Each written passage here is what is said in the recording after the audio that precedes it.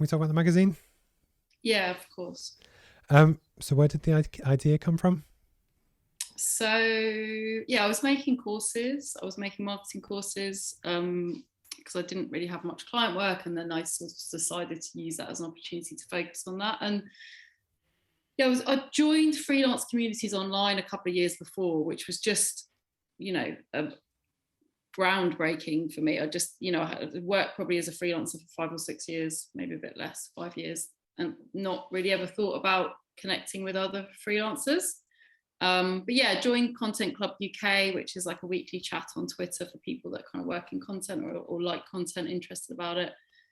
And obviously, because it was the pandemic, we were just online so much more. So like these communities, especially where we were kind of relying on each other for support because, things were changing so much or we didn't have clients, it was just like in them the whole time, like on Twitter, on Slack, on chats, on Hangouts. And I think I was just like a lot more tuned into things because I was making the courses as well. So I was kind of looking at not just like having chats with friends and supporting people, but just kind of really looking at what questions people were asking. And yeah, it was New Year's Day 2021. I love how you lose track of the years because I do exactly the same thing.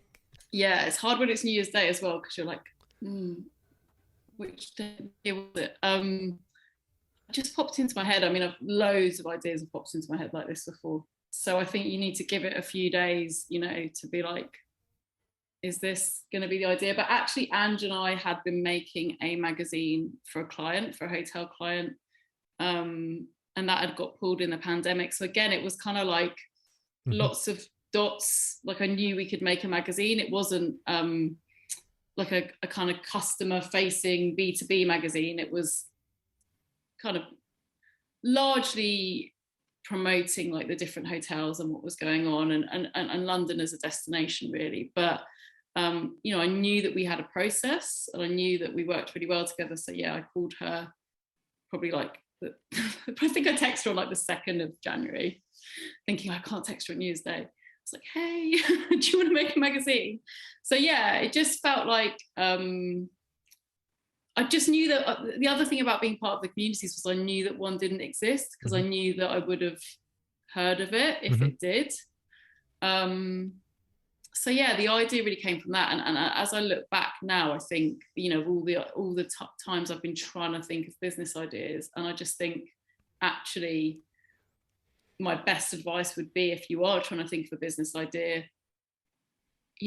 think about what community ideally you would want to serve and be part of those communities and listen to people. I know it kind of sounds obvious, but yeah, that would be my advice looking back in hindsight, because I didn't sort of purposely do it like that. But I think that probably is quite a good process for, thinking of a business idea or spotting where the gaps are and like looking for what questions people are asking. Because that is obviously the whole essence of marketing. It's understanding the customer and what they want and need and desire.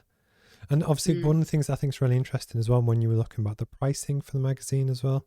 So we'll touch on Kickstarter in a second. But it's £12 per quarter, is that correct? Yes, 10 if you subscribe, but 12 if you buy an individual copy. No, and that's print or digital. Yeah. Because I've got 2 here. My new one hasn't quite arrived yet. I think it takes a little bit longer. No, it's gone out today. Cool. I've got a copy though. Very cool. Oh, it kind of matches the wall. Yeah, it should land on Thursday for the first people. No, cool. Honestly, Wednesday or Thursday, yeah. Because like when you're trying to come up with a magazine, how often did you have a set? So obviously when I do these interviews, I have a set structure that I kind of do, and that's the main theme. But then I kind of just riff and see where it goes in the conversation. With the magazine, again, do you have the same kind of thing? So you have the letters page at the start, then you do different articles. I'm just like, what's the process to kind of pull issue 6, which I guess will be the next one, together?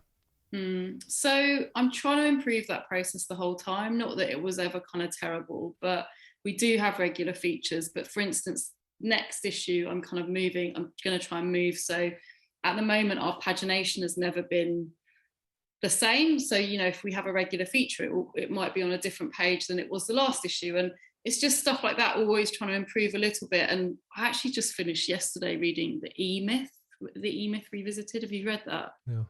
Oh, it's probably the best business book I've ever read. And I was already again thinking about, how can we standardize? How can we move forward in the future to make this not just me? And obviously, cash flow is important in that respect. So you can't just, although it would be ideal just to be able to outsource different parts of it, that's not quite realistic yet. But yeah, just to kind of think, I'm trying to write down what those processes are, and I'm trying to, automate the parts that I can automate, or give a bit more standardization. And it sounds kind of a bit reluctant to use that word because it sounds a bit boring, but I think now we're kind of 5 issues under our belt, you can then afford to, look at standardizing some more parts of it. But yeah, we have themes kind of for the next few issues. We have like our regular features. Then we have kind of slots for, our non-regular features. And yeah, it's just about really thinking about what we want to cover. We think a lot about diversity. So in terms of, not just kind of skin color, but also age, it's really easy to make a magazine that, I live in London, so we're trying to make it not too London centric. We have a worldwide audience, we have a global audience. So it's about making it not just UK centric, but also kind of keeping the target market in mind, because most of our audience is UK based. So it's kind of thinking about diversity, in terms of industry and things like that. So in lots of different kind of, categories, not just maybe the ones that are most obvious. So yeah, I think a lot about that. And also because,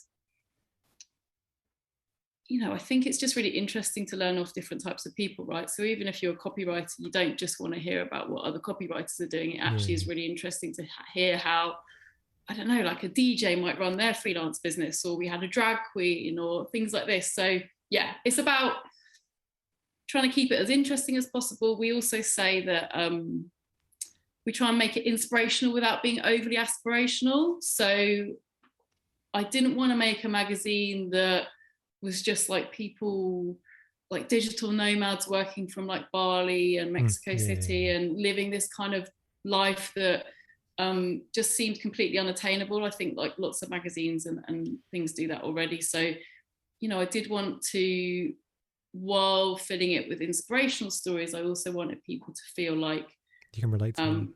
Yeah, absolutely. It was relatable and it's attainable. Well, I think you've achieved all those points. And I love how your nails match the cover as well. I know, yeah, pink and green. I should do this just be subtle and see if nobody else notices or not. But no, but what I find interesting is just, it's when you read through and you read stuff. And I love the Christmas party, by the way. It was a really nice touch that during COVID I didn't otherwise get one. But there's a lot of the details that I think people do relate to. And it was just, no, I love it. Obviously, I pay to advertise and stuff, and I get it. I like it. I love what you do with it, and I know how difficult it is. But then likewise, the fact that you keep innovating and changing and tweaking and stuff. Like, for instance, it was this issue, the fact that each different page is a different page size. Like, I know how difficult that will be when you make a physical print book. But likewise, it's so cool to kind of, you didn't have to do that, but you wanted to. And I think people recognize that. And I think that's kind of quite cool.